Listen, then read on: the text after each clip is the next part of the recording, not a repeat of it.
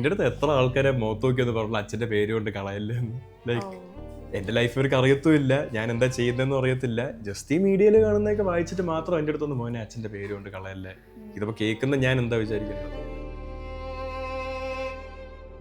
എത്രത്തോളം ഞാൻ അതിനെ എൻ്റെ വഴിയിൽ വരാൻ സമ്മതിക്കുന്നില്ല, അതെൻ്റെ കഴിവ് പോലെ ഇരിക്കും. അത് ഞാൻ മാക്സിമം ശ്രമിക്കുന്നുണ്ട്.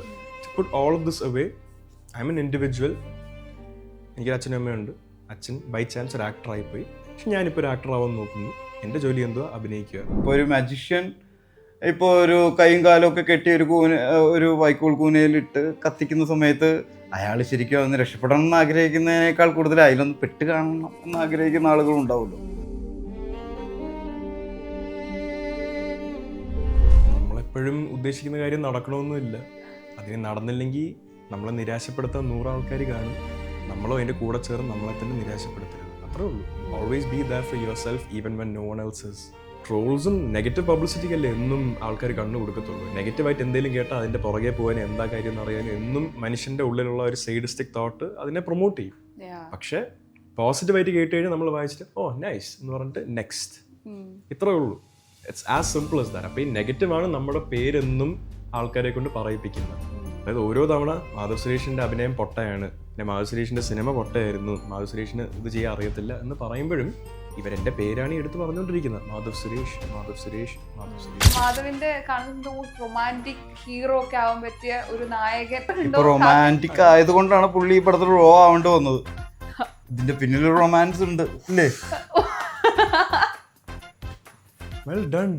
ആഫ്റ്റർ ദ റിലീസ് പറയാൻ പറ്റുന്ന ചില കാര്യങ്ങളുണ്ട്. കാര്യം ഞാൻ ഈ ഫോഴ്സ് ഫീഡ് ചെയ്യത്തില്ലെന്ന് പറയുന്നതും ഒരു പരിധിവരെ എൻ്റെ മൈൻഡിലുള്ള ഒരേ ഒരു തോട്ട് എന്ന് പറഞ്ഞാൽ പ്രേക്ഷകന് ഇത് അത്യാവശ്യം കാണിച്ചിട്ടില്ല എന്നൊരു തോട്ട് വരുവാണ് ചില കാര്യങ്ങൾ. ഒരുപാട് പേർക്ക് സിനിമയിൽ ഇപ്പൊ എത്തണം, സിനിമ ട്രൈ ചെയ്യണം, അല്ലെങ്കിൽ ഒരു സിനിമ കഴിഞ്ഞാൽ അടുത്ത സിനിമയ്ക്ക് വേണ്ടി കാത്തിരിക്കുന്ന ഒരുപാട് ആൾക്കാരുണ്ടാവും. അവർക്ക് ഒരു പ്ലാൻ ബി ഉണ്ടാവരുത്.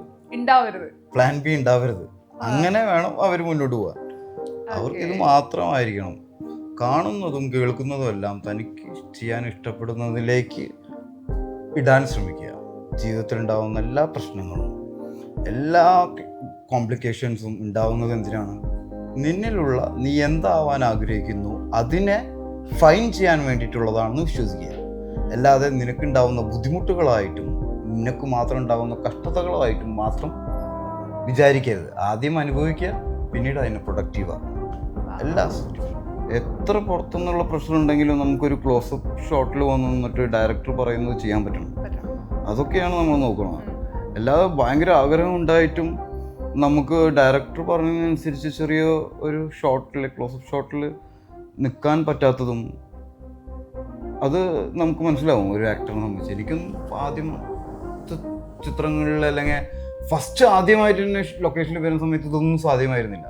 ഞാൻ അസിസ്റ്റന്റ് ഡയറക്ടറായിട്ട് വർക്ക് ചെയ്ത് ഒരു 7-8 വർഷം വർക്ക് ചെയ്തതിന് ശേഷം ഞാൻ ക്യാമറയുടെ മുന്നിൽ വരുമ്പോഴാണ് എനിക്കൊരു ക്ലോസപ്പ് ഷോട്ടൊക്കെ കൊടുക്കാൻ പറ്റുന്നത്. സിനിമയ്ക്കുള്ള advice, that's a life advice.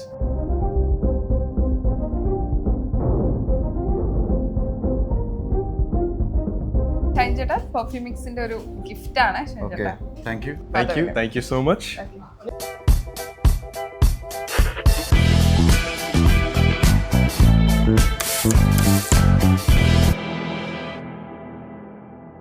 നമസ്കാരം. സൈനസ് പ്ലസിന്റെ എല്ലാ പ്രേക്ഷകർക്കും സ്വാഗതം. This is me Shijna Jose Prakash. അംഗം അട്ടഹാസം എന്ന ഏറ്റവും പുതിയ ചിത്രത്തിന്റെ വിശേഷങ്ങളുമായിട്ട് ഇന്നിന്റെ കൂടെ ജോയിൻ ചെയ്യുന്നത് ഈ സിനിമയിൽ പ്രധാന വേഷങ്ങൾ കൈകാര്യം ചെയ്ത 2 പേരാണ്. ഒരുപാട് സ്നേഹത്തോടെ സ്വാഗതം ചെയ്യുന്നു. ഷൈൻചേട്ടാ, മാധവ്, സ്വാഗതം. സാരി എപ്പിസോഡ് കഴിഞ്ഞിരിക്കുന്നു. ഷൈൻചേട്ടന് നല്ല മാറ്റമുണ്ട്. അപ്പൊ പുതിയൊരു മേക്ക് ഓവറിൽ വരാന്ന് വിചാരിച്ചു. ഓക്കെ, ഞാൻ വിചാരിച്ചു കല്യാണമൊക്കെ അടുപ്പിച്ച ആവാറായതുകൊണ്ടാണ് സാരി എപ്പിസോഡിൽ അധികം കല്യാണം ഓർപ്പിച്ചിട്ടില്ല. സിംഗിൾ. ഷൈൻചേട്ടൻ എല്ലാവർക്കും ഉപദേശം കൊടുക്കുക, സിംഗിൾ ഹാപ്പി ലൈഫ് എന്നൊക്കെ. ഞാൻ സിംഗിൾ ആവാൻ നോക്കിയിട്ട് ഇപ്പൊ പാസ്പോർട്ട് ഓഫീസിൽ വന്നപ്പോൾ അവര് സിംഗിൾ ഇടാൻ പറ്റില്ല, ഡിവോഴ്സ്ഡ് ആക്കണം. ഡിവോഴ്സ്ഡ് ആയിട്ടും സാർ ഞാൻ സിംഗിൾ ആണല്ലോ, പക്ഷെ അത് പറഞ്ഞാൽ പറ്റില്ല, ഡിവോഴ്സ്ഡ് തന്നെ ഇടാം. അതാണ് ഒരിക്കൽ കല്യാണം കഴിച്ചു കഴിഞ്ഞാലുള്ള പ്രശ്നം. ശരിയാ, അതുകൊണ്ട് പ്രശ്നമില്ല, സിംഗിൾ ആണല്ലോ. അതെ. ഇപ്പൊ ഞാൻ സിനിമയുടെ ട്രെയിലർ കണ്ടു. ട്രെയിലർ കണ്ട സമയത്ത് പേര് പോലെ തന്നെ ഭയങ്കര ത്രില്ലിംഗ് ആയിട്ടുള്ള ഒരു സിനിമയാണെന്നാണ് എനിക്ക് തോന്നിയത്. ആൻഡ് നിങ്ങൾ 2 പേരും ഓപ്പോസിറ്റ് ആയിട്ടുള്ള ക്യാരക്ടേഴ്സ് ആണ് ചെയ്യുന്നതെന്നാണ് തോന്നിയത്. എന്താണ് നിങ്ങളുടെ കഥാപാത്രം, എന്താണ് ഈ സിനിമ? അതുകൊണ്ടാണ് ഞങ്ങൾ ഓപ്പോസിറ്റ് മാറി മാറി ഇരിക്കുന്നത്. ആൻഡ് നിങ്ങൾ ബ്ലാക്ക് കളർ ആയിരിക്കും കൂടുതൽ ഇട്ടതും കാണുന്നത് പോസ്റ്ററിലായത്. ബ്ലാക്ക് കൂടുതൽ കളർ ടോൺ യൂസ് ചെയ്തിട്ടുള്ളത് ഐ തിങ്ക് ഈ സിനിമയിലെ ക്യാരക്ടറിൽ ഷൈൻ ചേട്ടനാണ് കൂടുതൽ വന്നിട്ടുള്ളത്. അങ്ങനെ സിനിമയുടെ എൻ്റെ കോസ്റ്റ്യൂമിന്റെ കളർ പാലറ്റ് എന്തായിരുന്നു എന്നൊന്നും ഇപ്പോൾ എടുത്ത് പറയുന്നില്ല. ബട്ട് ലൈക്ക് കൂടുതൽ അത് നോട്ടിസബിളി വന്നിട്ടുള്ളത് ഷൈൻ ചേട്ടൻ്റെ ക്യാരക്ടറിനാണ്. ഒരു ഡാർക്ക് ഷെയ്ഡ് ക്യാരക്ടറാണ്, നെഗറ്റീവ് ഷെയ്ഡാണ്. അതിൻ്റെതായ പിന്നെ ആക്ഷൻ ഫിലിമാണ്, ഒരു ഗുണ്ടാപ്പടമാണ്. ഇതൊക്കെ നമ്മൾ ഓൾറെഡി പറഞ്ഞിട്ടുള്ള കാര്യങ്ങളാണ്. അതുകൊണ്ടാണോ താങ്കളും ബ്ലാക്ക് ഇട്ട് അതെ അതെ എനിക്ക് അറിയായിരുന്നു. ഞാൻ നോക്കുമ്പോൾ പോസ്റ്ററിൽ നിങ്ങൾ രണ്ടുപേരും ബ്ലാക്ക്, അപ്പൊ ബ്ലാക്ക് ഇട്ടിട്ട് തരാം. ചേട്ടനും കൂടെ ഫുൾ ബ്ലാക്ക് ഇട്ടായിരുന്നു ഉദ്ദേശിച്ചത്. ഇന്റർവ്യൂവിൽ കുറച്ച് വൈറ്റ് ഇരുന്നോട്ടെ വിചാരിച്ചിട്ടാ. ഞാൻ ഇപ്പം മലയാളി പ്രേക്ഷകരെ ചോദിക്കണമെന്ന് വിചാരിച്ചൊരു കാര്യമുണ്ട് മാധവനോട്. അതായത് മാധവന്റെ ആദ്യ പടം ഗുണ്ടാപ്പടായിരുന്നല്ലോ, ആൻഡ് ഈ പടത്തിലും കുമ്മാട്ടി സോറി അതിലൊരു ഗുണ്ട അത് തന്നെയല്ലേ, നമ്മൾ റിവെഞ്ച് പരിപാടി തന്നെയല്ലേ? പടം കണ്ടിരുന്നു നിങ്ങൾ എല്ലാരും കൂടെ. ഏത് കുമ്മാട്ടിക്കളിയാ കണ്ട? ഫസ്റ്റത്തെ സിനിമ അങ്ങനെ എന്റെ തന്നെ ഞാൻ അതിന് ഗുണ്ട ഡയലോഗ് ഭയങ്കര ഫേമസ് ആയിരുന്നു. ആൻഡ് ഗുണ്ട അതിലെവിടെയാണ് വേറെ മറ്റേ എന്റെ ക്യാരക്ടറിന് ഒരു ഗുണ്ടായിസം പോലും ഉള്ളത്? ഓക്കെ, ഈ സിനിമയിൽ വരുമ്പോഴും ആക്ഷൻ ഉണ്ട്, അതിലും ആക്ഷൻ ഉണ്ട്. സോ റിലേറ്റ് ചെയ്ത് വരുന്ന സമയത്ത് ഇത്തരം സിനിമകൾ ഇഷ്ടപ്പെടുന്ന ഒരാളാണോ, ആക്ഷൻ ഇഷ്ടപ്പെടുന്ന ഒരാളാണോ മാധവ് എന്ന് പ്രേക്ഷകരുടെ ഒരു അഭിപ്രായമുണ്ട്, ചോദ്യമുണ്ട്. കുമ്മാട്ടിക്കളിയുടെ okay, you cannot compare Kummattikkali with another film. But കുമ്മാട്ടിക്കളിയിലെ ആക്ഷൻ ഞാൻ ചെയ്തതാണെങ്കിലും ഇതിലെ ആക്ഷൻ ഞാൻ ചെയ്തതാണെങ്കിലും ബോത്ത് എഫേർട്ട് ഇടുന്ന ഏകദേശം ഒരുപോലെ തന്നെ കൊടുക്കേണ്ടി വന്നിട്ടുള്ളൂ.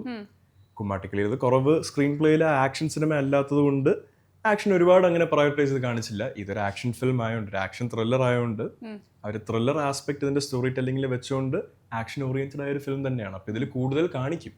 പക്ഷെ ഞാനിട്ട എഫേർട്ട് അഗൈൻ ഇതിലാണ് കൂടുതൽ, പക്ഷെ ഓൾമോസ്റ്റ് സിമിലർ ആണ് പറഞ്ഞു വരുമ്പോഴത്തേക്കും. പക്ഷെ കുമ്മാട്ടിക്കളിയിൽ ഒന്നും കാണിച്ചിട്ടില്ല. That's it. നമ്മൾ സിനിമയിൽ കാണുന്നതായിരിക്കില്ല എപ്പോഴും, അല്ലെങ്കിൽ നമ്മൾ ട്രെയിലറിൽ കാണുന്നതായിരിക്കില്ല സിനിമയുടെ ശരിക്കുള്ള വർക്ക് നടന്നിരിക്കുന്നത്. Then we make choices depending on those choices. Some of them end up being good, some of them end up being bad. But ഇതൊരു out and out action thriller ആണ്. അതായത് നമ്മൾ ഈ ആക്ഷൻ ഇപ്പോൾ എ റേറ്റഡ് ഫിലിം എന്നുള്ള ഒരു title വന്നു കഴിഞ്ഞാൽ അപ്പോൾ എല്ലാ 3 മിനിറ്റും നമ്മൾ മറ്റേ ഒരാളെ തല വലിച്ച് കീറുക, അങ്ങനെ ബ്ലഡ് ഷെഡ് അങ്ങനെ ആവശ്യമില്ലാത്തടത്തും കാണിക്കുക. ജസ്റ്റ് ഒരു എ റേറ്റഡ് ഫിലിമാണെന്ന് എസ്റ്റാബ്ലിഷ് ചെയ്യാൻ വേണ്ടി ഒരു ഫോഴ്സ് ഫീഡിങ്ങും അവിടെ നടന്നിട്ടില്ല. ഗുണ്ടകൾ എങ്ങനെയാണ് പ്രവർത്തിക്കുന്നത്, ഒരാളൊരു ഗുണ്ടയാവുന്നത് എങ്ങനെയാണ്, അതായത് ഏതൊക്കെ സാഹചര്യത്തിൽ നിന്ന് പല പല സാഹചര്യത്തിലുള്ള ആൾക്കാർ ഇതിലോട്ടാവുന്നു. ഇതായി കഴിയുമ്പോഴത്തേക്കും സപ്പോർട്ട് ഉള്ള ഗുണ്ടയുണ്ട്, സപ്പോർട്ട് ഇല്ലാത്ത ഗുണ്ടയുണ്ട്. ഈ ഗുണ്ടകളെ പറ്റി പറഞ്ഞു വരുമ്പോൾ തന്നെ എനിക്ക് ട്രോള് കിട്ടുമെന്ന് അറിയാം. പക്ഷെ എന്നാലും ഇപ്പൊ സിനിമയെ പറ്റി പറയുമ്പോഴത്തേക്ക് ഇത് പറഞ്ഞു വേണ്ടി വരുന്നില്ല. ഏകദേശം അതുപോലെയൊക്കെ തന്നെ. Nothing's force fed, it's there and whoever wants to understand ഈ സിനിമ കണ്ടു കഴിയുമ്പോഴത്തേക്കും വളരെ ഈസി ആയിട്ട് മനസ്സിലാക്കും എന്താണ് നമ്മൾ നമ്മുടെ ഇതിന്റെ സ്റ്റോറി ടെല്ലിങ്ങിൽ ഉദ്ദേശിച്ചത്. ഇതിന്റെ ഡയറക്ടർ സുഹിത്തേട്ടന്റെ പ്ലാൻ ഇതിൽ വന്നിട്ടുണ്ടോ ഇല്ലയോ എന്ന് വളരെ ക്ലിയർ ആയിട്ട് മനസ്സിലാവും സിനിമ കണ്ടു കഴിയുമ്പോഴത്തേക്കും. This is an out and out directorial. ഇതൊരു ആക്ടേഴ്സ് മൂവി അല്ല. എത്രത്തോളം ഇതിൻ്റെ ഒരു സ്റ്റോറിയുടെ ജേർണി ഒരു ആക്ടറിലൂടെയാണ് പോകുന്നതെങ്കിലും ഇത് ഒരു ഡയറക്ടോറിയലായിട്ട് തന്നെ കാണേണ്ട ഒരു സിനിമയാണ്. അതായത് ഡയറക്ടർ ഒരു സ്റ്റോറി പ്രസന്റ് ചെയ്യുന്നതായിട്ട്, ഒരു ക്യാരക്ടറിനെയോ അല്ലെങ്കിൽ ഒരു ആക്ടറിനെയോ ഫോക്കസ് ചെയ്ത് മാത്രം ഈ സിനിമ കാണാൻ നോക്കിക്കഴിഞ്ഞാൽ ഫുൾ സിനിമ മനസ്സിൽ വരത്തില്ല. You'll get a lot of information, പക്ഷേ ഫുൾ സിനിമ മനസ്സിൽ വരത്തില്ല എങ്ങനെ പോയാലും. ഇത് ഫുൾ സിനിമ ആയിട്ടിരുന്ന് ഒരു ഡയറക്ടറിന്റെ വർക്കായിട്ടിരുന്ന് കാണേണ്ട സിനിമയാണ്. നിങ്ങൾക്ക് പരിചിതമില്ലാത്ത കഥാപാത്രയെ പെർഫോം ചെയ്യേണ്ടി വരുന്ന സമയത്ത് ഷൈൻ ചേട്ടനെ എങ്ങനെയാ ഇപ്പൊ ഒരു കഥാപാത്രത്തിലേക്ക് ഇന്നാവുന്നത് എങ്ങനെയാ? ഇപ്പം ഗുണ്ടായിട്ട് നമുക്ക് ചിലപ്പോൾ നേരിട്ട് ഇടപെട്ടിട്ടുണ്ടാവില്ല, നമ്മുടെ ലൈഫിൽ ചിലപ്പോൾ കണ്ടിട്ടുണ്ടാവില്ല, നമുക്ക് ഒട്ടും പരിചയമില്ലാത്ത ഒരുപാട് കഥാപാത്രം ആർട്ടിസ്റ്റ് എന്ന രീതിയിൽ നിങ്ങൾ ചെയ്യേണ്ടി വരുമല്ലോ. അപ്പൊ എങ്ങനെ ഒരു കഥാപാത്രത്തിലേക്ക് ഷൈൻ ചേട്ടൻ? നമ്മൾ അതുവരെ കണ്ടിട്ടുള്ള സിനിമകളിൽ നിന്നും, നമ്മൾ കേട്ടിട്ടുള്ള കഥകളിൽ നിന്നോ, വാർത്തകളിൽ നിന്നോ, നമ്മുടെ ചുറ്റുപാടുകളിൽ നിന്നോ നമ്മൾ തിരഞ്ഞു കണ്ടുപിടിച്ച് അങ്ങനെ രൂപത്തിലേക്ക് എത്തിക്കും. മെയിനായിട്ടും നമ്മൾ കണ്ട സിനിമകൾ തന്നെയാണ്. ഞാനൊരു 93 ബോൺ ആണ്. അപ്പോൾ ഞാൻ കണ്ടിട്ടുള്ള സിനിമകൾ അധികവും 83 ബോൺ ആണ്. 83 ബോൺ എന്ന് പറയുമ്പോൾ ഞാനൊരു 86 മുതലുള്ള മലയാള സിനിമകൾ കണ്ടിട്ടുണ്ട്. ഈ 86 മുതലുള്ള സിനിമകൾ എന്ന് പറഞ്ഞു കഴിഞ്ഞാൽ മലയാള സിനിമയുടെ വളരെ സമ്പന്നമായൊരു കാലഘട്ടമായിരുന്നു. ആക്ടേഴ്സിനെ കൊണ്ടും സിനിമകളെ കൊണ്ടും ഡയറക്ടേഴ്സിനെ കൊണ്ടും എല്ലാം കൊണ്ടും ഫൈനായിട്ടുള്ളൊരു രൂപത്തിലാണ് ഞാൻ മലയാള സിനിമയെ കാണാൻ തുടങ്ങിയത്. ആ സമയത്ത് കണ്ടിട്ടുള്ളതും കേട്ടിട്ടുള്ളതുമായിട്ടുള്ള ക്യാരക്ടേഴ്സ് തന്നെ ഇപ്പോഴും വളരെ അധികമാണ് എന്നെ സംബന്ധിച്ച്, ഒരു ആക്ടറിനെ സംബന്ധിച്ച്. അതിൽ നിന്ന് റെഫറൻസ് എടുക്കാവുന്നതിലധികം ഒന്നും ഞാൻ ഇതുവരെ ചെയ്തിട്ടില്ല. അപ്പോൾ അതും മലയാള സിനിമയിൽ നിന്ന് മാത്രം. പുറത്ത് ഒരുപാട് ഭാഷകളിലും ഒരുപാട് കൺട്രീസിലും ഒക്കെ വലിയ വലിയ സിനിമകളുണ്ടെന്ന് ആളുകൾ പറയാറുണ്ട്, അല്ലെങ്കിൽ പല ആക്ടേഴ്സും സംസാരിക്കാറുണ്ടെങ്കിൽ കൂടി മലയാളത്തിലെ സിനിമകളും കഥാപാത്രങ്ങളുമാണ് എന്നെ ഇപ്പോഴും ഇൻസ്പയർ ചെയ്ത് മുന്നോട്ട് നയിക്കുന്നത്. അത് അത്രയും സമ്പന്നമാണ് നമ്മളെ. പ്രത്യേകിച്ച് ഈ 83 അല്ലെങ്കിൽ ആ 80s ജനിച്ച പിള്ളേരെ സംബന്ധിച്ച് മലയാള സിനിമാ ഗാനങ്ങളാണെങ്കിലും പെർഫോമൻസുകളാണെങ്കിലും ഡയറക്ടോറിയൽ ആണെങ്കിലും എല്ലാം കൊണ്ടും വളരെ സമ്പന്നമാണ് മലയാള സിനിമ. ശരിയാ. ഇപ്പോഴും നമ്മുടെ പഴയ കാലഘട്ടത്തിലെ അപ്പോൾ നമ്മളൊരു കഥാപാത്രവും ഒരു സിനിമയൊക്കെ കിട്ടുമ്പോൾ അതിലേക്കാണ് നമ്മുടെ റെഫറൻസുകളൊക്കെ പോകുന്നത്. അതിൽ നിന്നാണ് നമുക്ക് വേണ്ട ചെറിയ അല്ലെങ്കിൽ മിക്ക റെഫറൻസുകളും കിട്ടുന്നത് പഴയ പടത്തുനിന്നാണ്.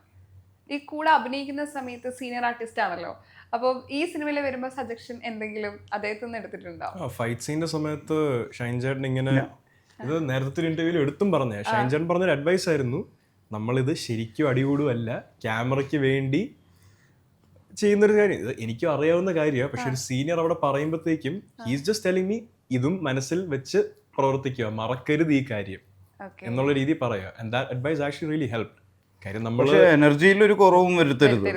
നമ്മൾ എടുക്കുന്നതിനേക്കാൾ ശരിക്കും ഒരു ഫൈറ്റ് ചെയ്യുന്നതിനേക്കാൾ കൂടുതൽ എനർജി നമ്മൾ ഫൈറ്റ് സീക്വൻസിന് നമ്മൾ പടത്തിൽ ചെയ്യുമ്പോൾ കൊടുക്കണം. കാരണം അവിടെ ഒരു ടേക്ക് ഉള്ളൂ. ഇവിടെ നമ്മൾ ആ ടേക്ക് തന്നെ ചിലപ്പോൾ വൈകുന്നേരം വരെ റെഡിയാവുന്നവരെ ചെയ്യണം. അപ്പോൾ രാവിലെ തുടങ്ങി അതേ എനർജിയിലായിരിക്കണം ഫൈറ്റ് തീരുന്നത് വരെ നമ്മൾ നിൽക്കേണ്ടത്. അതില് മിസ് മാച്ച് വരുമ്പോഴാണ് സിനിമയുടെ ആ ഫൈറ്റ് സീൻ വരുമ്പോൾ പെർഫോമൻസ് കുറഞ്ഞായിട്ട് ആൾക്കാർക്ക് തോന്നുന്നത്. സോ ആ ഒരു റെസ്പോൺസിബിലിറ്റി നമുക്ക് എന്നും ഉണ്ട്. അതേപോലെ advice like that from a senior actor really help me അവിടെ. പിന്നെ ഷൈൻ ചേട്ടൻ്റെ കൂടെ ഐ വാസ് സെയിങ്, ഈ സിനിമയിലെ ഫൈറ്റ് സീൻസ് ചെയ്തതിൽ ഏറ്റവും ഈസി ആയി ഏറ്റവും എഫേർട്ട്ലെസ് ആയി ഏറ്റവും പെട്ടെന്ന് പോയത് ഷൈൻ ചേട്ടൻ ആയിട്ടുള്ള സീക്വൻസാണ്. കാര്യം ഈ സൈഡിൽ നിന്ന് എവിടെന്നെങ്കിലും ഒരു മിസ്റ്റേക്ക് കിട്ടണ്ടേ. ജസ്റ്റ് എന്റെ ഭാഗത്ത് നിന്ന് അങ്ങനെ മിസ്റ്റേക്ക് ഉണ്ടായി എന്നെ ഒലക്കേക്ക് തല്ലണം. അത്രയും പടം ഞാൻ വർക്ക് ചെയ്തിട്ടുണ്ട്, അസിസ്റ്റന്റ് ഡയറക്ടറായിട്ടും ആക്ടറായിട്ടും. ബാക്കിയുള്ളവരൊക്കെ ആദ്യമായിട്ട് ചെയ്യുന്ന ആളുകളാണ് കേട്ടോ ബാക്കിയുള്ള ഫൈറ്റ് ഒക്കെ ചെയ്യുന്നത്. ബട്ട് നമ്മള് ഇപ്പൊ അഭിനയത്തില് he has a reputation and an expectation that ഈ perfection is expected from him. പക്ഷെ ഒരു ആക്ഷൻ ചെയ്യുമ്പോൾ ആർക്കായാലും തെറ്റിപ്പോവാം. അതായത് നമ്മള് രണ്ടാൾക്കാർ ടൈമിങ്ങിലല്ലേ പോകും. ദൈവം സഹായിച്ച് നമ്മുടെ രണ്ടുപേരുടെ ടൈമിങ്ങിൽ ഒരു തെറ്റും വന്നില്ല. പക്ഷെ ഷൈൻ ചേട്ടൻ്റെ ഗൈഡൻസ് ഇല്ലാതെ എനിക്ക് ആ ഫൈറ്റ് ആ പെർഫെക്ഷനോട് ചെയ്യാൻ പറ്റത്തില്ലായിരുന്നു. ആൻഡ് ഞാൻ ഓപ്പൺലി ഇന്റർവ്യൂ അല്ലാതെ ഓപ്പൺലി ടോൾഡും ദിസ് തിങ്. ആ ഒരു കെമിസ്ട്രി എനിക്ക് കിട്ടില്ല, നെവർ ഫർഗെറ്റ് ദാറ്റ് എന്ന്. പിന്നെ ഫൈറ്റ് മാസ്റ്റേഴ്സും നമ്മൾ ആ ഒരു രീതിയിലാണ് കൊണ്ടുപോവുക. നമുക്ക് അപകടം വരാത്ത രീതിയിൽ എങ്ങനെ ആക്ഷൻ ചെയ്യാം എന്നുള്ളത് അത് നമ്മൾ ഫോളോ ചെയ്യുന്നത് കൊണ്ടുമാണ്, അനുസരിക്കുന്നത് കൊണ്ടാണ്. ആക്ടർ ഷുഡ് ബി നല്ല ഒരു ഒപ്പീനിയൻ പയ്യനായിരിക്കണം. സീനിയർ ആണെന്നുള്ളതല്ല, ഞാൻ മുന്നേ കുളത്തിൽ വീണത് കൊണ്ട് കുളത്തിൽ വീഴാൻ പോകുന്ന ആൾക്ക് അതിൻ്റെതായ ഉപദേശങ്ങൾ കൊടുക്കാമെന്ന് മാത്രം. ഇതിന്റെ ഡയറക്ടറായ സുജിത്തേട്ടൻ എന്നും പറയുന്ന ഒരു ആക്ടർ എന്നും ഒരു ഡയറക്ടറിന്റെ ടൂൾ ആയിരിക്കണം. എത്ര വലുതാണെങ്കിലും എത്ര റെപ്യൂട്ടേഷൻ ഉള്ള ആക്ടർ ആണെങ്കിലും ആ ഡയറക്ടറിന് ഒരു ടൂളായിട്ട് അവിടെ പോയി നിന്ന് കൊടുക്കുക. എല്ലാവർക്കും 100% ആ ഡയറക്ടർ ഉദ്ദേശിക്കുന്ന സാധനം ആവാൻ പറ്റണമെന്നും ഇല്ല. But you try to be that 100%. അതിന് ഓപ്പൺലി നമ്മുടെ മനസ്സിൽ നിന്ന് എഫേർട്ട് വരണം. നമ്മൾ വെറുതെ ആരെങ്കിലും കാണിക്കാൻ വേണ്ടി എഫേർട്ട് ഇട്ടാൽ പോരാ. It has to come within you. ആരനുസരിച്ചില്ലെങ്കിലും ആക്ടർ ആവാൻ ഉദ്ദേശിക്കുന്ന ഒരു ഡയറക്ടറെ അനുസരിക്കണം. കമ്മിറ്റ് ചെയ്യുന്ന സിനിമയുടെ ഡയറക്ടറിന്റെ വ്യൂ പോയിന്റ്സും എല്ലാം നമ്മൾ അലൈൻ ചെയ്യുന്നതാണ്. അതിലൊരു തെറ്റ് പിന്നെ വരത്തില്ല എന്ന് ഉറപ്പ് വരുത്തുക. അതായത് പിന്നെ ഇദ്ദേഹം ഇങ്ങനെ ചിന്തിച്ചുകൊണ്ടാണ് നമുക്കിതിങ്ങനെ പറ്റിപ്പോയതെന്ന് വരുന്ന ഒരു അവസരം ഉണ്ടാകാതിരിക്കാൻ നോക്കുക. എപ്പോഴും പറ്റത്തില്ല, ശ്രമിക്കുക. ഞാൻ ചോദിച്ചിട്ട് മാധവ് ഇപ്പം സിനിമയിൽ വരുന്നതിന് മുമ്പ് അച്ഛൻ ചേട്ടൻ ഒക്കെയാണ് സിനിമയെ കുറിച്ച് അറിയുന്നതും കാണുന്നത്. ഈ രണ്ടുപേരുണ്ടല്ലോ. അപ്പൊ അന്ന് സിനിമയെ കുറിച്ച് മനസ്സിലാക്കിയതും സിനിമയിൽ വന്നതിന് ശേഷം സിനിമയെ മനസ്സിലാക്കിയ എന്തെങ്കിലും വ്യത്യാസം ഉണ്ടോ? കല്യാണം നമ്മൾ കഴിക്കുന്നതിന് മുന്നേ കാണുന്നതും കല്യാണം കഴിച്ചതിന് അനുഭവിക്കുന്ന തമ്മിലുള്ള വ്യത്യാസം അതുപോലെ തന്നെ പണി ഇറങ്ങിപ്പോയി ചെയ്യുമ്പോൾ എപ്പോഴും അത് കേട്ടറിയുന്നതിനെക്കാട്ടിലും on field experience is always the realist version of it. നമ്മളിപ്പോൾ ബുക്കിൽ നോക്കി പഠിക്കുന്ന മെഡിസിന്റെ കാര്യം എടുക്കാം. നമ്മളൊരു സർജറിയെ പറ്റി പഠിക്കുന്നത് ആ സർജറി ചെയ്യുന്നത് കംപ്ലീറ്റ്ലി ഡിഫറെന്റ് കാര്യങ്ങളല്ലേ. ഡോക്ടേഴ്സ് എല്ലാം പഠിച്ചിട്ട് തന്നെയല്ലേ പോയി സർജൻസ് ആവുന്നത്. അപ്പൊ പഠിക്കുന്ന സമയത്ത് അവരെങ്ങനെയാണ് പഠിക്കുന്നത്, അത് കഴിഞ്ഞ് ചെയ്യുമ്പോഴത്തേക്കും അതിന്റെ പ്രഷർ എന്താന്നുള്ള വ്യത്യാസം. ഫുട്ബോൾ കളി നമ്മൾ ടി വിയിൽ ഇരുന്ന് കാണുമ്പോഴും ഗ്രൗണ്ടിൽ ഇറങ്ങി കളിക്കുമ്പോഴുള്ള വ്യത്യാസം അറിയാലോ. അത് പേഴ്സണലി അറിയാം.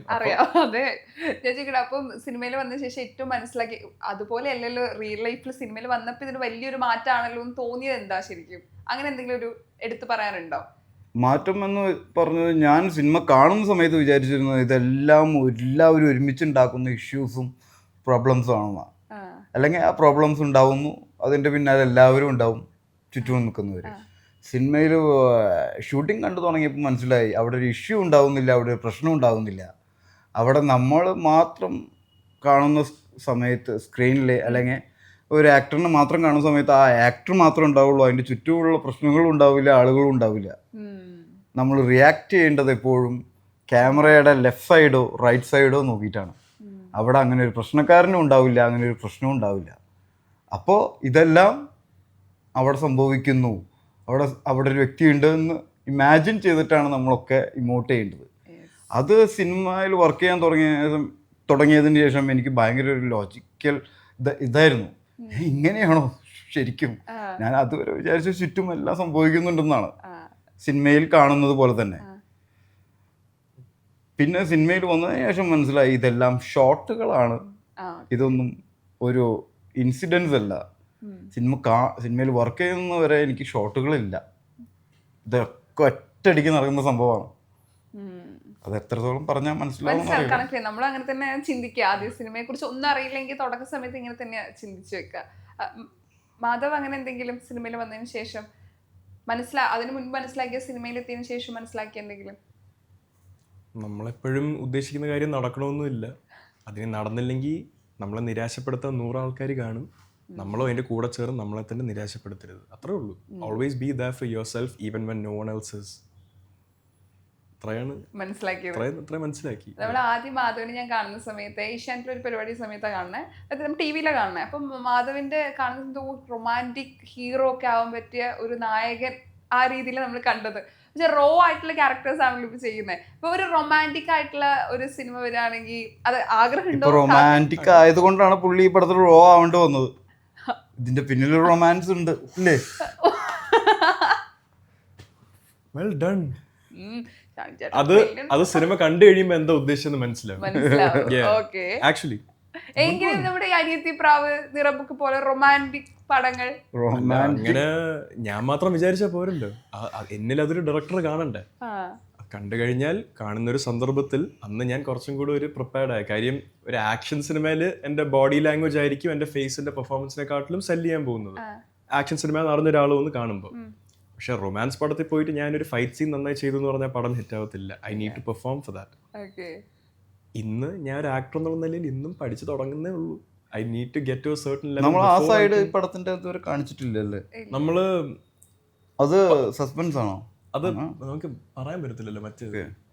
സോ ആഫ്റ്റർ ദ റിലീസ് പറയാൻ പറ്റുന്ന ചില കാര്യങ്ങളുണ്ട്. കാര്യം ഞാൻ ഈ ഫോഴ്സ് ഫീഡ് ചെയ്യത്തില്ലെന്ന് പറയുന്നതും ഒരു പരിധിവരെ എൻ്റെ മൈൻഡിലുള്ള ഒരേ ഒരു തോട്ട് എന്ന് പറഞ്ഞാൽ പ്രേക്ഷകന് ഇത് അത്യാവശ്യം കാണിച്ചിട്ടില്ല എന്നൊരു തോട്ട് വരുമെന്ന ചില കാര്യങ്ങൾ. എൻ്റെ എടുത്തു പറയാൻ എൻ്റെ ക്യാരക്ടറിന്റെ പേർപ്പസ്, അതായത് ഈ ഒരു ലൈനിലോട്ട് പോകുന്നതിന്റെ പേർപ്പസ് എന്താണ്, ആ പേർപ്പസ് ക്രൗഡിന് ഒരു പേർപ്പസ് ഇനഫ് ആയിട്ട് തോന്നുമോ? അതായത് ഇത് അതിന് കാരണവും നമുക്ക് തോന്നിയില്ലല്ലോ, ഇവന് ഇമോഷൻ ഉണ്ട് ശരി, പക്ഷെ നമുക്കത് മനസ്സിലായിട്ടില്ല എന്നൊരു തോട്ട് വരാനൊരു സാധ്യതയുണ്ട്. പക്ഷെ അതിനൊരു ആൻസറും ഉണ്ട്. ആൻസർ എനിക്ക് ഈ സിനിമ ഇറങ്ങി കഴിഞ്ഞാൽ പറയാൻ പറ്റും. ഷൈൻ ചേട്ടന്റെ റൊമാൻസ് സൈഡ് കുറച്ചും കൂടി എക്സ്പ്ലോർ ചെയ്യണം എന്ന് തോന്നുന്നുണ്ട്. അത്തരത്തിലുള്ള ക്യാരക്ടർ ഫുൾ റൊമാൻസ് പരിപാടി അങ്ങനെ ആഗ്രഹം ഉണ്ടായിരുന്നു. അത് ക്യാരക്ടർ എന്തായാലും അത് ചെയ്യാം, അങ്ങനെയാണോ? അങ്ങനെയാണ്. ക്യാരക്ടർ എന്താണോ ഉദ്ദേശിക്കുന്നത് അല്ലെങ്കിൽ ക്യാരക്ടർ എന്താണോ അതേപോലെയാണ് നമുക്ക് പ്രസന്റ് ചെയ്യാൻ പറ്റുള്ളൂ. നമ്മുടെ ഉള്ളിൽ റൊമാൻസ് ഉണ്ടോ ഇല്ലയോ എന്നുള്ളത് നോക്കിയിട്ടല്ല. പിന്നെ ഏറ്റവും പാട് ഈ റൊമാൻസ് ചെയ്യാനാണ്. കാരണം ഈ റൊമാൻസ് അല്ലെങ്കിൽ റൊമാൻറ്റിക് നമ്മളാവുന്നത് എപ്പോഴും നമ്മളും ആ വ്യക്തിയും മാത്രം ഉള്ളപ്പോഴാണല്ലോ കൂടുതൽ നമ്മളുള്ള റൊമാൻസും മൂമെന്റ്സും വരുന്നത്. ഇത് പക്ഷേ ഇതെല്ലാം 100 പേരുടെ മുന്നിൽ വെച്ച് ചെയ്യേണ്ട വരുമ്പോൾ അത് കുറച്ച് ബുദ്ധിമുട്ടാണ്. ആ സമയത്ത് കുറച്ച് ഷൗട്ട് ചെയ്യാനും കുറച്ച് നെഗറ്റീവ് കളിക്കാനൊക്കെയാണ് കുറച്ചുകൂടി എളുപ്പം. ശരിക്കും ചെയ്യാൻ കൂടുതൽ നെഗറ്റീവ് റോളുകളാണോ എൻജോയ് ചെയ്യുന്നത്? മറ്റേത് ഭയങ്കര കോൺഷ്യസ് ആവും നമ്മൾ. റൊമാൻസും സാഡ്നെസ്സും ഒക്കെ കൂടുതൽ ലോ എനർജി നിൽക്കുന്ന സാധനങ്ങൾ. ഒരു ആക്ടറിന് അത് പെർഫോം ചെയ്യാൻ കൂടുതൽ ബുദ്ധിമുട്ടാണ്. അതെപ്പോഴും നമ്മുടെ ലൈഫിൽ നമ്മൾ മാത്രം കാണുന്നതും ആരും ചുറ്റും ഇല്ലാത്തപ്പോൾ മാത്രം നമ്മൾ പ്രകടിപ്പിക്കുന്നതുമായിട്ടുള്ളതാണല്ലോ. അത് എല്ലാവരും ഇങ്ങനെ നോക്കി നിൽക്കുന്ന സമയത്ത് എങ്ങനെ ചെയ്യാൻ പറ്റും എന്നുള്ളത് ആസ് സിമ്പിൾ ആസ് ഇപ്പൊ നമുക്കൊരു വിഷമം വരുമ്പോൾ കരഞ്ഞു തീർക്കാൻ പറ്റുമെങ്കിൽ അത് കഴിഞ്ഞൊരു സമാധാനമാണ്. Now imagine not being able to cry. അത് ഉള്ളി പിടിക്കുമ്പോൾ ഒരു പിടുത്തം ഉണ്ടല്ലോ, അത് അത്രയും തന്നെ. Now relate that to this. That's it.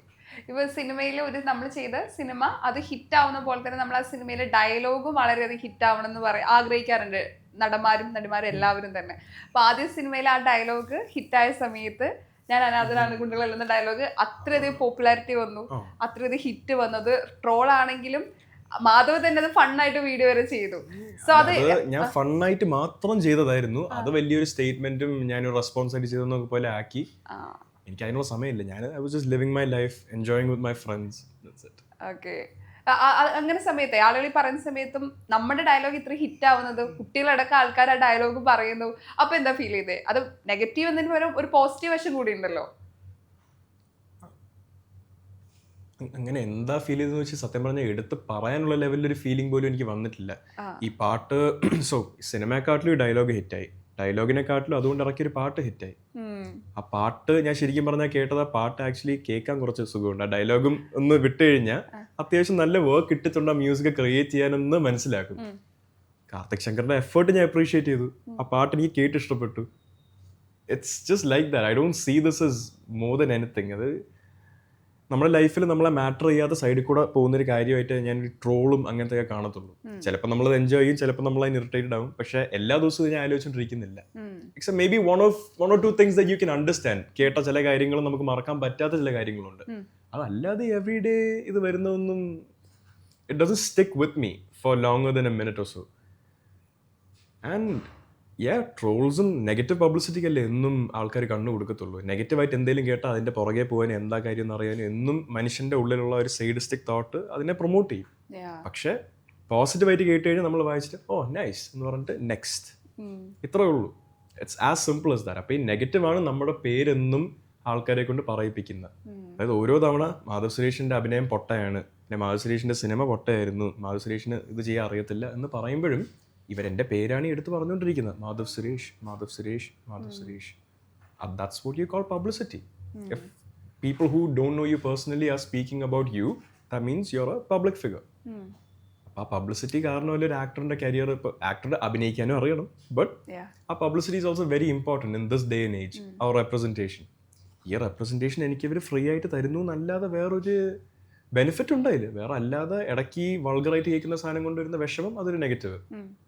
Just balances out ഈ positive negative. Not relevant to be honest. നടന്നു പോകുന്നൊരു കാര്യം. ഇന്ന് ഷൈൻ ചേട്ടൻ ആ ഒരു അഭിപ്രായമുള്ള ആളാ. എത്ര നെഗറ്റീവ് വന്നാലും അധികം മൈൻഡ് ചെയ്യാത്ത ഒരാളല്ലേ ഷൈൻ ചേട്ടൻ. നമ്മൾ പക്ഷേ ഇൻഡസ്ട്രിയിൽ വരാനായിട്ട് സ്ട്രഗിൾ ചെയ്ത സമയം ഉണ്ടായിരുന്നു. അത് നമുക്ക് സ്ട്രഗിളിങ് അല്ല നമ്മളെ സംബന്ധിച്ച്, അത് നമ്മൾ കാത്തിരിപ്പാണ് നമ്മൾക്ക് വരാൻ. പക്ഷെ മാധവനൊക്കെ ഇൻഡസ്ട്രിയിൽ വരാൻ അത്ര സ്ട്രഗിൾ ചെയ്തിട്ടില്ലെങ്കിലും വന്നിട്ടുള്ള ഓരോ നിമിഷവും സ്ട്രഗിളാണ്. കാരണം ഒരു ആവശ്യമില്ലാതെ അഭിപ്രായം പറയുന്ന ഒരുപാട് ആളുകൾ, അറിയാത്ത ആളുകൾ പറയുന്ന ഒരുപാട് അഭിപ്രായങ്ങൾ, ഇങ്ങനെയാണ് അങ്ങനെയാണ്. അതും മാധവ് ചെയ്ത വർക്കുമായി ബന്ധപ്പെട്ടും കൂടിയല്ല, മാധവിൻ്റെ ഓരോ ഇമോഷൻസും ഓരോ കമൻറ്റിനെയും ബേസ് ചെയ്തിട്ടാണ് കൂടുതൽ ക്രൂശിക്കപ്പെടുന്നത്. അങ്ങനത്തെ ഒരു സ്ട്രഗിൾ നമുക്ക് സാധാരണ ഒരു ഫാമിലിയിൽ നിന്ന് വരുന്ന നമുക്ക് ഉണ്ടായിട്ടില്ല. നമ്മളെന്തെങ്കിലും കുരുത്തക്കേട് ചെയ്ത് അതുമായി ബേസ് ചെയ്തിട്ട് ഉള്ള പ്രശ്നങ്ങൾ ഉണ്ടാവാറുള്ളൂ. പക്ഷേ അതൊക്കെ അങ്ങോട്ട് തിരിഞ്ഞാലും പ്രശ്നം, ഇങ്ങോട്ട് തിരിഞ്ഞാലും പ്രശ്നം. അത് ഞാൻ ചോദിക്കുന്നത് ചോദിച്ചാൽ, അതായത് ഇപ്പം മാധവ് ഇപ്പം സിനിമയുടെ ഒരു പ്രൊമോഷൻ വരുന്ന സമയത്ത് മാധവനോട് സിനിമയെ കുറിച്ച് ചോദിക്കുന്നത് കൂടുതലും അച്ഛനെ പറ്റിയും അച്ഛൻ്റെ രാഷ്ട്രീയത്തെ പറ്റിയായിരിക്കും ചോദ്യങ്ങൾ വരിക. എവിടെയും രാഷ്ട്രീയത്തെ കുറിച്ച്, മാധവന്റെ രാഷ്ട്രീയത്തെ കുറിച്ച് എവിടെയും സംസാരിച്ചിട്ട് പോലും ചോദിക്കുന്നില്ല. അപ്പൊ മാധവ് ഇത് എങ്ങനെ എടുക്കാതെ എനിക്കൊരു, കാരണം നമ്മളൊരു സിനിമ പ്രൊമോഷൻ വന്നു കഴിഞ്ഞാൽ കൂടുതൽ ആൾക്കാർ ഇത് ചോദിക്കുമ്പോൾ അതെങ്ങനെയാ മാധവനെ മാറിക്കുക? ഓരോ ഇന്റർവ്യൂവിന്റെ സ്റ്റൈൽ അനുസരിച്ച് ഇതിന്റെ ഒരു പെർസെൻറ്റേജ് എത്രയാണ് ഓരോ അളവും അനുസരിച്ച് വരുന്നതൊക്കെ മാറും. പക്ഷെ ഇൻ ജനറൽ ഒരു ആവറേജ് നോക്കുമ്പോൾ ഒരു 25% ഓഫ് ദി ഇന്റർവ്യൂ ആണ് പൊളിറ്റിക്സിലോട്ട് പോകുന്നത്. അതിൽ കൂടുതലൊന്നും പോകത്തില്ല പലപ്പോഴും. പക്ഷെ ആൾക്കാർ ഈ ഇന്റർവ്യൂവിന്റെ ഫൈനൽ വരുമ്പോഴത്തേക്കും എൻ്റെ ഇന്റർവ്യൂവിന്റെ ഏത് ഭാഗമാണ് ഹൈലൈറ്റ് ചെയ്ത് വീണ്ടും റീൽസ് ആക്കി ഷെയർ ചെയ്യുന്നത്, അത് ഈ പൊളിറ്റിക്കൽ കാര്യങ്ങൾ മാത്രമാണ്. എന്തുകൊണ്ട് ഇതാക്കുന്ന ആൾക്കാർ എൻ്റെ സിനിമയിൽ ഫോക്കസ് ചെയ്യുക? എന്നെ കുറ്റം പറയാൻ വേണ്ടി ആയിക്കോട്ടെ, പക്ഷെ എന്നാൽ ഈ സിനിമയിലൊന്ന് ഫോക്കസ് ചെയ്തൂടെ? എന്തിനാണ് ഒരു രാഷ്ട്രീയം ഇല്ലാത്ത ആളെ പിടിച്ച് എൻ്റെ അച്ഛൻ BJP-യിലായതുകൊണ്ട് മാത്രം നീ ഒരു സംഖ്യയാണെന്ന് പറയുക, അത് കാരണം ചുമ്മാ നാട്ടുകാരെ കൊണ്ട് തെറി വിളിപ്പിക്കുക? Like why? You wasting your own time, you wasting my time. Like ഇതുകൊണ്ട് നമുക്ക് സ്വന്തമായിട്ട് അവർക്ക് എന്തെങ്കിലും പ്രൊഡക്റ്റ് ചെയ്യാം, വേണമെങ്കിൽ എൻ്റെ കരിയറിൽ എന്തെങ്കിലും നല്ലത് ചെയ്യാൻ വേണ്ടി അവർക്ക് സമയം യൂസ് ചെയ്യാം. അതെന്താ ചെയ്യാത്തത്? അതിന് പകരം നെഗറ്റീവ് ഇങ്ങനെ ഹാർബർ ചെയ്യുക, എല്ലാവരും തമ്മിൽ തല്ലിക്കുക, ഇങ്ങനെ ഒരു സാഡ്. ഷൈൻചേട്ടൻ പണ്ട് ഇങ്ങനത്തെ കാര്യമൊക്കെ വരുന്നു പ്രതികരിക്കായിരുന്നു, കാരണം ആളുകൾ എന്ത് പറയും എന്നതിനെ കുറിച്ച് ഒന്നും ബോധേഡാവാറില്ലല്ലോ.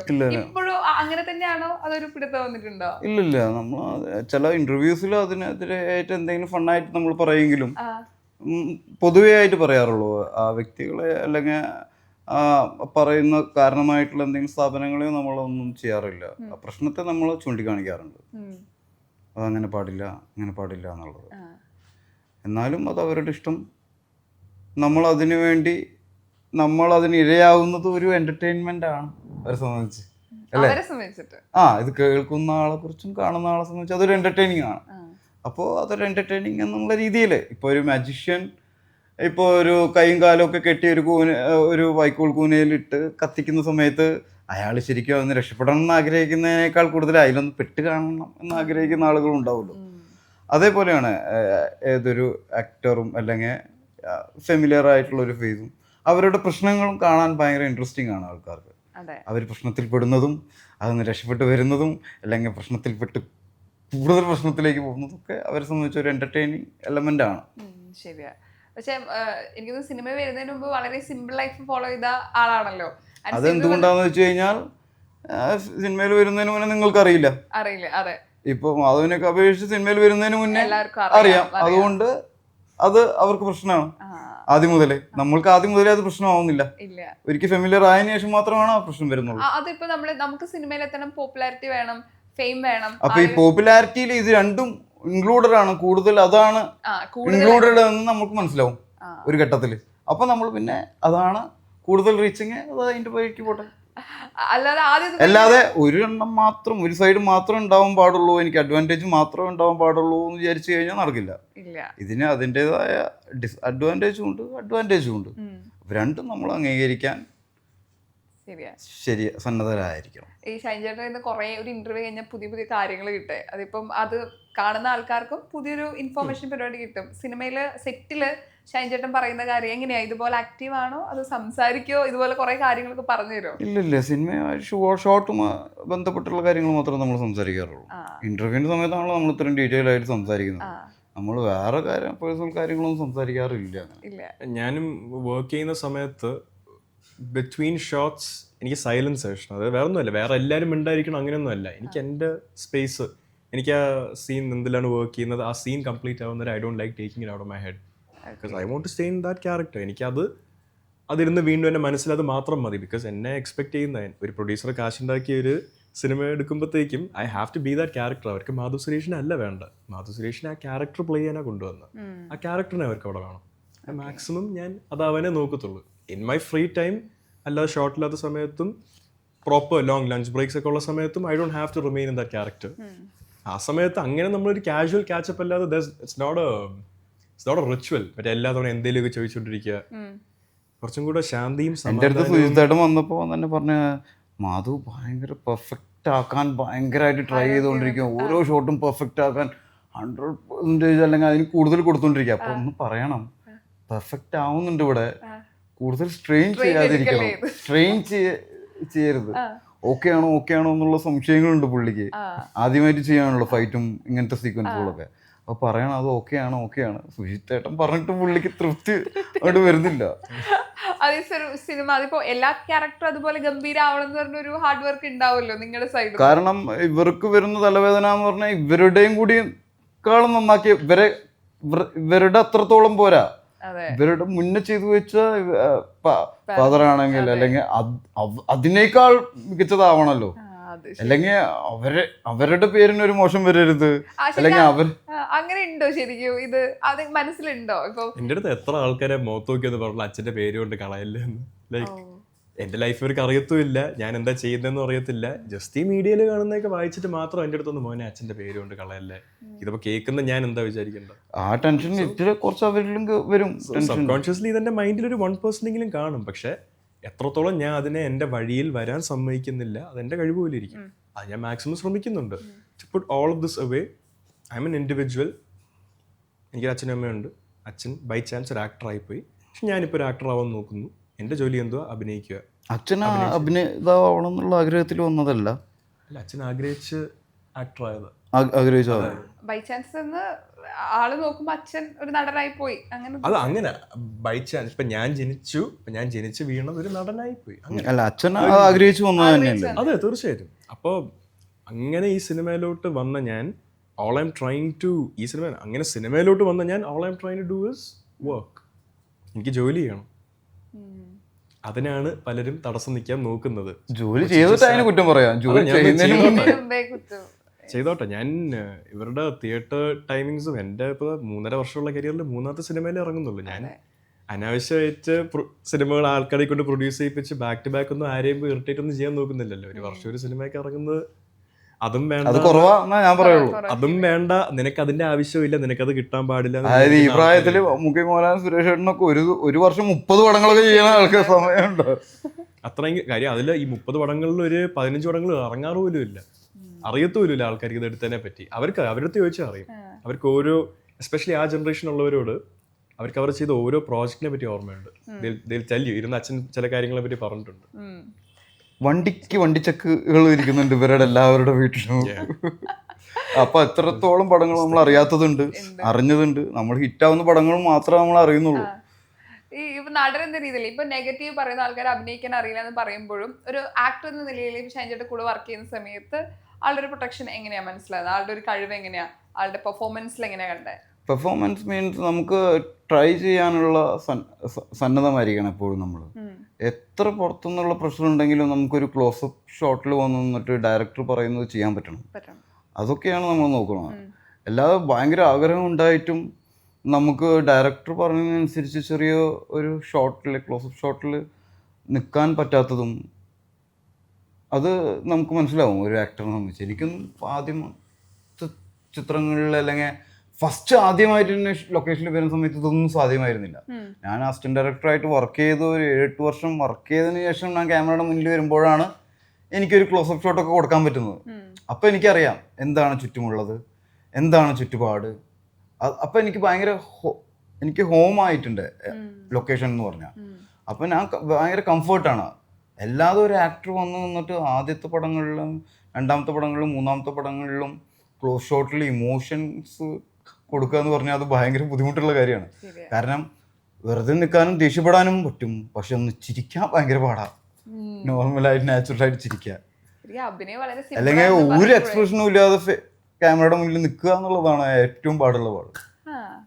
ഭയങ്കര നമ്മുടെ ഇമോഷൻസ് ഏറ്റവും കുറവ് എക്സ്ട്രീമിൽ പെർഫോം ചെയ്യാനാണ് ഏറ്റവും പാട്. എക്സ്ട്രീം ഇമോഷൻസ് പെർഫോം ചെയ്യാൻ കുറച്ച് എളുപ്പമാണ്. കാര്യം ഇപ്പം ശബ്ദം കൂടുന്തോറും നമുക്ക് ഡിസ്ട്രാക്ഷൻ, ഫേസ് മാത്രമല്ല ആ ശബ്ദത്തിൽ കുറച്ച് നമ്മുടെ അറ്റൻഷൻ പോകും കാണുമ്പോഴത്തേക്കുള്ള കാര്യം പറഞ്ഞാൽ. എന്നുവെച്ചാൽ ഒരാൾ സ്ക്രീം ചെയ്യുന്നതിൻ്റെ ഒരു ഫ്രസ്ട്രേഷനിൽ ബഹളം വെച്ച് ഫുൾ കെയോസ് ഉണ്ടാക്കുന്നതിൽ ആ ഫ്രസ്ട്രേഷൻ്റെ കാരണം നമ്മുടെ മനസ്സിൽ കാണും.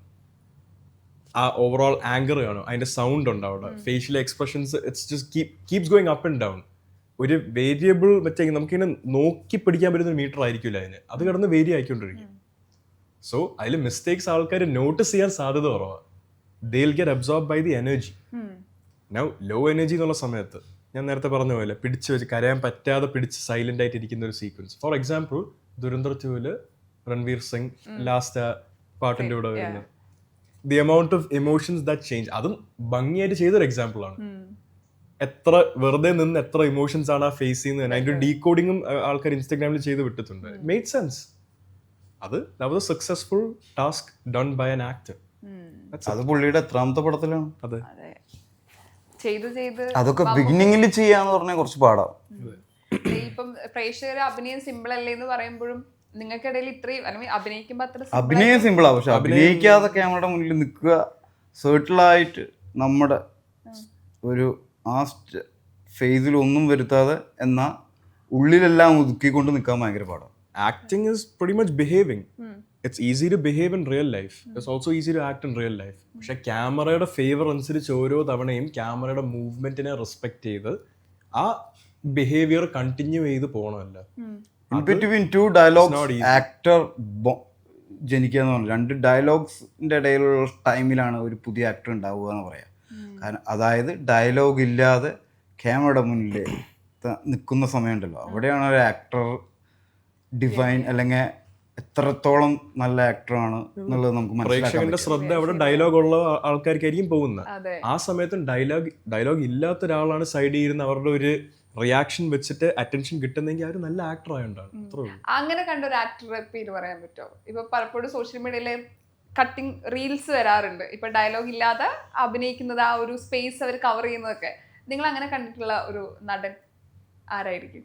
അങ്ങനത്തെ ആക്ടേഴ്സ് ആയിരിക്കും പിന്നീട് മുൻനിരയിലേക്ക് വന്നിട്ടുള്ള ഇന്ന് കാണുന്ന എല്ലാ ആക്ടേഴ്സും. ആ ഡയലോഗ് ഇല്ലാതെ ഒരു ആക്ഷനും ചെയ്യാനില്ലാതെ ആ സ്ക്രീനിൽ എങ്ങനെ അവരവരുടെ ബോഡി ലാംഗ്വേജ് മെയിൻറ്റെയിൻ ചെയ്ത് കൊണ്ടുപോകുന്നു, അതിനനുസരിച്ചാണ് ഒരു പുതിയ ആക്ടർ അല്ലെങ്കിൽ അവിടെ നിന്നാണ് ഒരു ആക്ടർ ഉണ്ടായി വരുന്നത്. അങ്ങനെ നന്നായി ബിഹേവ് ചെയ്യുകയും നിന്നിട്ടുള്ള ആക്ടേഴ്സാണ് ഇപ്പം മുന്നിൽ കാണുന്ന എല്ലാ ആക്ടേഴ്സും. അങ്ങനെ പറയാൻ പറ്റുമോ കണ്ടതിൽ വെച്ചിട്ട്? സിനിമയിൽ കണ്ടതിൽ വെച്ചല്ലോ ഇപ്പൊ കാണുന്ന എല്ലാവരും അങ്ങനെ വന്നിട്ടുള്ളവരാ. ഒരിക്കൽ ബാക്കിൽ നിന്നിട്ട് അങ്ങനെ അധികം ഇമോഷനൊന്നും ഇല്ലാതെ അധികം ആക്ഷനൊന്നും ഇല്ലാതെ എന്ന ബോഡി ലാംഗ്വേജ് കൊണ്ട് എങ്ങനെ ആ ഷോട്ടിൽ സർവൈവ് ചെയ്ത് പോയിട്ടുള്ളത്. ഇപ്പോൾ ജോജു ചേട്ടനെ എനിക്കറിയാം. ജോജു ചേട്ടൻ്റെ പല മുന്നത്തെ പടങ്ങൾ എടുത്ത് നോക്കി കഴിഞ്ഞാൽ അങ്ങനെ ബാക്കിൽ നിന്നിട്ടും സൈഡിൽ നിന്നിട്ടുള്ളൂ അങ്ങനെ കയറി വന്നിട്ടുള്ളതാണ്. അതുപോലെ വിക്രം അങ്ങനെ കയറി വന്നിട്ടുള്ളതാണ്. ഒന്നുമില്ലാതെ ഫ്രെയിമിൽ ഇങ്ങനെ നിൽക്കേണ്ടി വരും. ഫ്രെയിമിലുണ്ട്, പക്ഷെ ഒന്നും പറയാനും ചെയ്യാനൊന്നും ഉണ്ടാവില്ല. പക്ഷെ അവർ ബോഡി ലാംഗ്വേജിലും ആ എക്സ്പ്രഷൻ കൊണ്ടൊക്കെ ഇങ്ങനെ കയറി വന്നിട്ടുള്ളതാണ്. പിന്നീടാണ് ഞാൻ എന്നാൽ കൂടി ഞാൻ ഓരോ ക്യാരക്ടർ ചെയ്തിട്ടാണ് വന്നിട്ടുള്ളത്. സ്പെസിഫൈ ചെയ്യുന്നത് ഇപ്പോൾ ഗദ്ദാമയാണെങ്കിലും എന്താണെങ്കിലും ക്യാരക്ടർ വെറുതെ അങ്ങനെ വളരെ വെറുതെ നിന്നിട്ടില്ല. അതൊക്കെ അസിസ്റ്റന്റ് ഡയറക്ടറായിട്ട് വെറുതെ നിൽക്കുന്നതാണ്. അങ്ങനെയാണെങ്കിൽ ചോദിക്കട്ടെ, ഇപ്പൊ ചില ആർട്ടിസ്റ്റുകൾ സിനിമയിൽ അഭിനയിക്കുമ്പോൾ ഇന്നൊരാളൊരു ആക്ടർ ഉണ്ടെങ്കിൽ നമുക്ക് ഗംഭീരമായിട്ട് പെർഫോം ചെയ്ത് ഒന്ന് പറയുമ്പോൾ 10 ഇങ്ങോട്ട് തന്നാൽ നമുക്ക് 100 അങ്ങോട്ട് ഇടാൻ തോന്നുന്ന പോലത്തെ കോമ്പിനേഷൻ സീനുകളൊക്കെ ചെയ്യാൻ പറ്റുന്ന ഓപ്പോസിറ്റ് ഒരു ആക്ടർ ഉണ്ടെങ്കിൽ ഗംഭീരമായിട്ട് പെർഫോം ചെയ്യാൻ പറ്റുന്ന ഒരുപാട് പേരുണ്ട്. നിങ്ങളുടെ ഫേവറേറ്റ് ആയിട്ടുള്ള അങ്ങനെ ഒരു ആളുടെ പേര് പറയാൻ പറ്റുമോ? ഷൈൻ ചേട്ടൻ നമ്മുടെ കൂടെ അഭിനയിക്കുമ്പോൾ ഇന്നാളെ സിനിമയിൽ ഉണ്ടെങ്കിൽ നമുക്ക് അങ്ങനെ നമുക്ക് കുറച്ചും കൂടി കംഫർട്ട് ആവുന്നതനുസരിച്ചാണ് അത് പറ്റുള്ളൂ. ആദ്യമേ വന്നിട്ട് ഒരിക്കലും നടക്കില്ല അത്. അങ്ങനെ കംഫർട്ട് ആയിട്ടുള്ള ആക്ടർ എനിക്ക് കംഫർട്ട് ആയിട്ടുള്ള ആളുകൾ എൻ്റെ കൂടെ വന്നിട്ടുള്ള അസിസ്റ്റന്റ് ഡയറക്ടറായിട്ട് വന്നിട്ടുള്ള സൗബിനും ബാസി അതൊക്കെ ഞങ്ങൾ ഒരുമിച്ച് ഒരേ കാലഘട്ടത്തിൽ വന്നിട്ടുള്ള ആൾക്കാരാണ്. ഞങ്ങൾക്ക് ഇനി ഏത് പാതിരാക്കി വിളിച്ചിട്ട് ആക്ഷൻ എന്ന് പറഞ്ഞാലും ഞങ്ങൾക്ക് അവിടെ എന്തെങ്കിലും കാണിച്ചിരിക്കാം. അത് പക്ഷെ എല്ലാവർക്കും പറ്റില്ല. എല്ലാവർക്കും അതിലേക്ക് എത്താനും പറ്റില്ല ഒരേപോലെ ഒരേ സമയത്ത്. ഇപ്പൊ ഒരു മാധവനൊക്കെ അതിന് സമയമെടുക്കും അങ്ങനെ ഒരു സിറ്റുവേഷനിലേക്ക് എത്താൻ. അല്ലെങ്കിൽ മാധവന്റെ ഒപ്പം തന്നെ അതേ സമയത്ത് വന്നിട്ടുള്ള ആക്ടർ ഒരുപോലെ വളർന്ന് അങ്ങനെ സിറ്റുവേഷനിൽ വരുമ്പോഴേ പറ്റുള്ളൂ. ഇപ്പൊ ജഗതി ചേട്ടനും ലാലേട്ടനും അങ്ങനെ ചെയ്യുന്നു വിചാരിച്ചിട്ടും ഞാനും ജഗതി ചേട്ടനും കൂടി നിൽക്കുമ്പോൾ ചിലപ്പോൾ ഒന്നും സംഭവിക്കില്ല. കാരണം ഞങ്ങൾ തമ്മിൽ അങ്ങനെ ഒരുമിച്ച് വന്നിട്ടുള്ളതല്ലല്ലോ. അങ്ങനെ ഒരുമിച്ചുണ്ടായി വരുന്നവർ തമ്മിലും ഉണ്ടാവുന്ന ആ കെമിസ്ട്രി ഒരിക്കലും പെട്ടെന്ന് വന്നിട്ട് ഉണ്ടാക്കാൻ പറ്റില്ല. അത് അവർക്കും ഉണ്ടാക്കാൻ പറ്റില്ല. ആ ഒരു കിൽക്കത്തിലൊക്കെ കൊടുത്തിട്ടുള്ള ഗിവ് ആൻഡ് ടേക്ക് സംഭവം അത് പെട്ടെന്ന് ഉണ്ടാവുന്നതല്ല. അത് കുറേ കാലങ്ങളായിട്ട് ഇവർ ഉണ്ടാക്കിയെടുത്തിട്ടുള്ളതാണ്.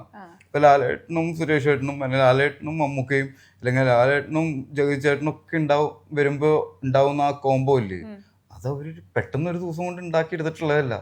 ഒരുപാട് വർഷം അവർ ഒരുമിച്ച് ജീവിക്കുകയും ചെറിയ ചെറിയ പടങ്ങളിൽ ചെയ്ത് വന്നിട്ട് ഉണ്ടാക്കുന്നതാണ്. അപ്പോഴാണ് ശേഖരൻകുട്ടിയും അല്ലെങ്കിൽ ജാക്കിയൊക്കെ വന്ന് നിൽക്കുമ്പോൾ അവർക്ക് പെർഫോം ചെയ്യാൻ പറ്റുന്നത്. അങ്ങനെ ഇപ്പൊ സിനിമയിൽ എത്തണതും മാധവ് പോലെ തന്നെ ഒരുപാട് പേർക്ക് സിനിമയിൽ ഇപ്പം എത്തണം, സിനിമ ട്രൈ ചെയ്യണം, അല്ലെങ്കിൽ ഒരു സിനിമ കഴിഞ്ഞാൽ അടുത്ത സിനിമയ്ക്ക് വേണ്ടി കാത്തിരിക്കുന്ന ഒരുപാട് ആൾക്കാരുണ്ടാവും. ഈ ഒരു സ്ട്രഗിൾ പീരീഡ് ഉണ്ടല്ലോ, സിനിമ എന്ന് പറഞ്ഞാൽ അത്ര ഈസി അല്ലാന്ന് ഇപ്പോൾ ആളുകൾക്ക് മനസ്സിലായി തുടങ്ങി. നമ്മൾ വിചാരിച്ച പോലെയല്ല സിനിമയിൽ എത്തിപ്പെട്ടാലും സർവൈവ് ചെയ്യണമെന്ന് മനസ്സിലായി.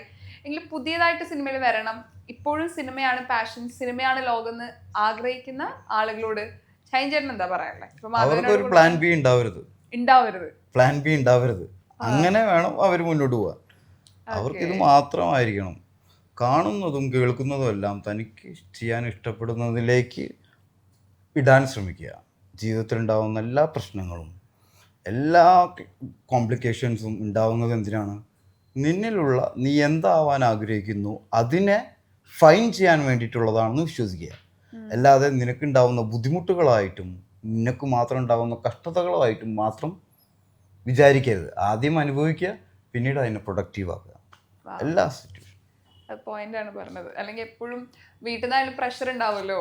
ആ പ്രഷർ ഉണ്ടാകുന്നത് നിങ്ങൾക്ക് ആ പ്രഷർ നമ്മൾ ഉണ്ടാവും, അതിനെ പ്രൊഡക്റ്റീവ് ആക്കും. അതിലേക്ക് ഇടുക. ഒരു പ്രഷറും ഇല്ലാത്ത ഒരാൾക്ക് നല്ല ആക്ടർ ആവാനോ പറ്റില്ല. ഇനി എഴുത്തുകാരെ സംബന്ധിച്ച് അവരെ തോട്ട് പ്രോസസ്സ് ഭയങ്കര കോംപ്ലിക്കേഷൻ ആയിരിക്കും. നമ്മൾ വിചാരിക്കാത്ത പല ബുദ്ധിമുട്ടുകളും അവരുടെ തലയിലുണ്ടാവും. അതെന്തുകൊണ്ടാണ് ഉണ്ടാവുന്നത്? അങ്ങനെ ബുദ്ധിമുട്ടും പ്രഷറും ഉണ്ടെങ്കിൽ അവർക്ക് കഥാപാത്രങ്ങളും കഥകളും ഉണ്ടാക്കാൻ പറ്റുള്ളൂ. ഈ ലോയി സാറിനെയൊക്കെ പറ്റി പറഞ്ഞു കേട്ടില്ലേ? അവർക്കൊക്കെ നരം പൊട്ടിയിട്ടായിരിക്കും അവരുടെയൊക്കെ അവസാന സമയങ്ങളിൽ അവർ അല്ലെങ്കിൽ തീരുന്ന സമയങ്ങളിലൊക്കെ അവർക്ക് അങ്ങനത്തെ എഫക്ട് ബോഡീനെ അത്രയും യൂട്ടിലൈസ് ചെയ്തിട്ട് ബ്രെയിനിനെ. കാരണം അവരുടെ കഥയും കഥാപാത്രങ്ങളൊക്കെ കണ്ടിട്ടില്ലേ? അത്രയും സങ്കീർണമാണ് അവരുടെ കഥയും കഥാപാത്രങ്ങളും. അപ്പം അത് അത്രത്തോളം പ്രഷർ അവർക്ക് ലൈഫിൽ ഉണ്ടായിട്ടുണ്ടാവും. അതിനൊക്കെ അവർ കഥകളും കഥാപാത്രങ്ങളും ആക്കി മാറ്റുകയാണ്. മനസ്സിലായ? അല്ലാതെ അതും ആലോചിച്ചിരുന്ന് നമുക്കെന്താണ് ഇത്ര വിഷമങ്ങൾ, നമുക്കെന്താ ഇത്ര കഷ്ടതകൾ എന്നുകൊണ്ടിരിക്കല്ല. അതിനൊക്കെ അവർ പ്രൊഡക്റ്റീവ് ആക്കും. അതേപോലെ ആക്ടർക്ക് ഫേസ് ചെയ്യേണ്ടി വരുന്ന എല്ലാ സിറ്റുവേഷനും അവൻ ചെയ്യാൻ ഇഷ്ടമുള്ളതിലേക്ക് ഇടുക. അത് ചിലപ്പോൾ അടുത്തൊരു പടത്തിലായിരിക്കില്ല ആ ചാൻസ് കിട്ടുക, ചിലപ്പോൾ ഒരു 100 പടം കഴിഞ്ഞിട്ടായിരിക്കും. അപ്പോഴും അതിനെ ആ പ്രൊട്ടക്റ്റീവ് ആക്കാൻ വേണ്ടി നമ്മളിങ്ങനെ മൂർച്ച കൂട്ടിക്കൊണ്ടേയിരിക്കണം.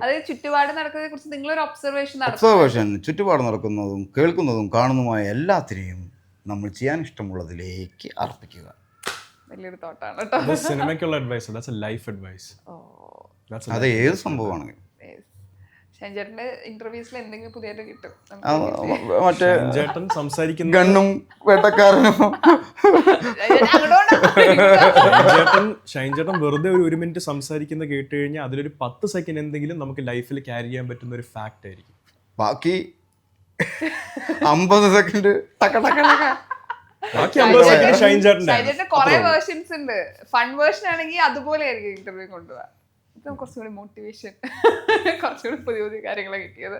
അപ്പൊ നമ്മുടെ സിനിമ തിയേറ്ററിൽ എത്താൻ വേണ്ടി പോവാണ്. ഒരുപാട് പ്രതീക്ഷ. ഞാൻ പെട്ടെന്ന് ഏതാ പടം കണ്ടേ? വാഴ കണ്ടോ? വാഴ ഉണ്ട്. മോഹിനിയാട്ടം കണ്ടു. അതാണ് അവസാനം കണ്ടത്. ഷൈജേട്ടൻ ഗംഭീര. പോലീസ് അത് നിങ്ങളുടെ ആ ഒരു കോമ്പിനേഷൻ. പോലീസ് അല്ലേ? എനിക്ക് പോലീസായിട്ടാ തോന്നിയത്. പോലീസാണെന്ന് തോന്നുന്നവർക്ക് പോലീസ് അല്ലേ? ട്രെയിലർ കണ്ടപ്പോ എനിക്ക് പോലീസാ തോന്നി. നിങ്ങളെയൊക്കെ പിടിക്കാൻ വരുന്ന പോലീസ്, ഗണ്ണും തൊപ്പിയൊക്കെ ഉണ്ടല്ലോ. അത് പോലീസിന്റെ ഔട്ട്ഫിറ്റ്, ഒരു ബ്ലാക്ക്, അങ്ങനെ തന്നെയല്ലേ? പോലീസ് അല്ലേ? പടം കാണാം. ഓക്കെ. അപ്പൊ ഫസ്റ്റ് ഷോ ഉണ്ടാവും. സിനിമ കാണാൻ ഞാൻ വരുന്നതായിരിക്കും. ടിക്കറ്റില്ലല്ലോ, ടിക്കറ്റ് വരെ ഫുള്ളാണ്. ടിക്കറ്റ് ഒക്കെ ഓൾറെഡി റെഡി ആയിട്ടുണ്ടോ? അല്ല, നാളെ പറയാലോ. ഞാൻ ഏറ്റവും റീസെന്റ് ആയി കണ്ട പടം അംഗാട്ടാസാണ്. അതെ. അപ്പൊ എല്ലാവിധ ആശംസകളും നേടുന്നു. സിനിമ വലിയൊരു ഹിറ്റ് ആവട്ടെ എന്ന് ആഗ്രഹിക്കുകയാണ്. Thank you so much. Shine ചേട്ടാ, പെർഫ്യൂമിക്സിന്റെ ഒരു ഗിഫ്റ്റ് ആണ്. Thank you so much.